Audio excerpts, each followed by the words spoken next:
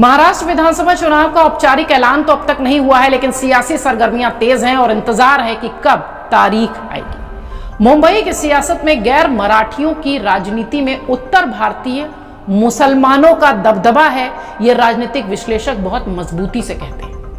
हम बात कर रहे हैं महाराष्ट्र के, खासतौर से मुंबई के आसपास के इलाकों के उन वोटर्स की जो कि महाराष्ट्र का चुनाव बदल देते हैं। उत्तर भारतीय मुसलमानों के राजनीतिक वर्चस्व को तोड़ने की कोशिश मराठी और अन्य राज्यों से आकर बसे मुस्लिम नेताओं ने कई बार की है, लेकिन अभी तक सफल नहीं हो पाया। इस बार के विधानसभा चुनाव में भी उत्तर भारतीय मुसलमान नेता मुंबई की मुस्लिम बहुल सीटों से किस्मत आजमाने में तेजी दिखा रहे हैं। अब देखना यह होगा कि कांग्रेस से लेकर एनसीपी और सपा कितने उत्तर भारतीय मुस्लिमों को प्रत्याशी बनाती है।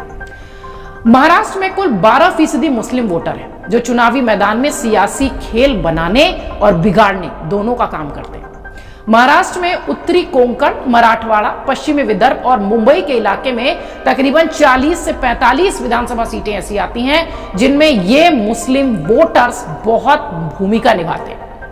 2019 के चुनाव में 10 मुस्लिम विधायक जीते थे, जिसमें 6 विधायक मुंबई इलाके से थे।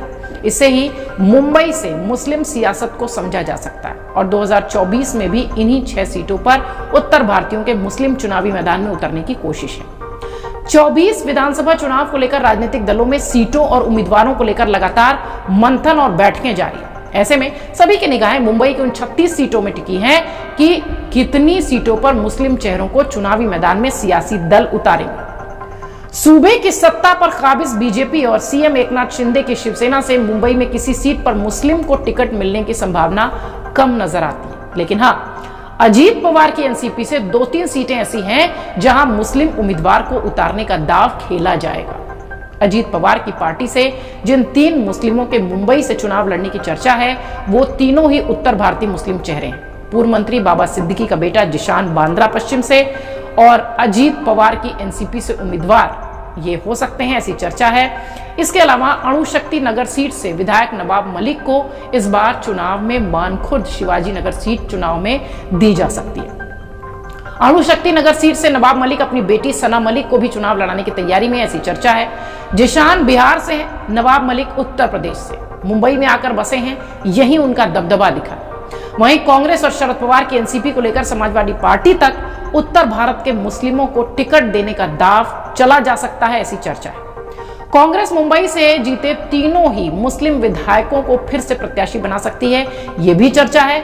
उत्तर भारतीय मुस्लिम चेहरों के रूप में कांग्रेस एक बार फिर चांदी वाली सीट से नसीम खान, मलाड से असलम शेख को प्रत्याशी बनाती हुई दिखाई पड़ेगी। इन सब के अलावा गुजरात से आने वाले मुंबा देवी से अमीन पटेल कांग्रेस फिर से टिकट दे सकती है, अमीन पटेल को, यह चर्चा है। इस तरह कांग्रेस मुंबई की तीनों सीटों पर अगर देखें तो तीनों सीटों में से 2 सीट पर तो उत्तर भारतीय और 1 सीट पर गैर उत्तर भारतीय हो सकता हो दाव खेले।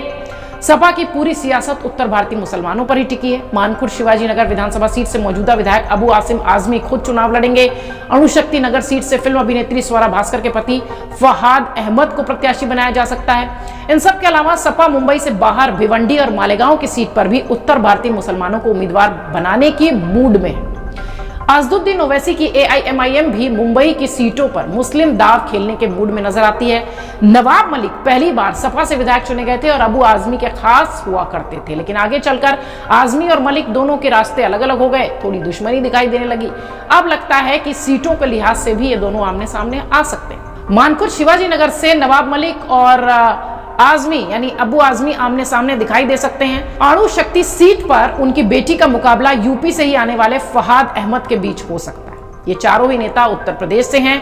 फहाद बरेली के बहेड़ी से आते हैं, अबू आजमी आजमगढ़ से आते हैं। मुंबई में उत्तर भारतीय मुसलमानों की सियासी पकड़ को देखते हुए सभी प्रमुख राजनीतिक दल कांग्रेस, एनसीपी भी उत्तर भारतीय मुस्लिम नेतृत्व को ही न केवल सत्ता और संगठन में प्रमुख स्थान देते रहे हैं, बल्कि चुनाव लड़ने का भी भरपूर मौका देते रहे। हालांकि उत्तर भारतीय मुसलमानों की परिस्थितियों में कोई बड़ा बदलाव देखा नहीं गया। मुंबई खान, शेख, आजमी और मलिक उत्तर प्रदेश से ताल्लुक रखते हैं।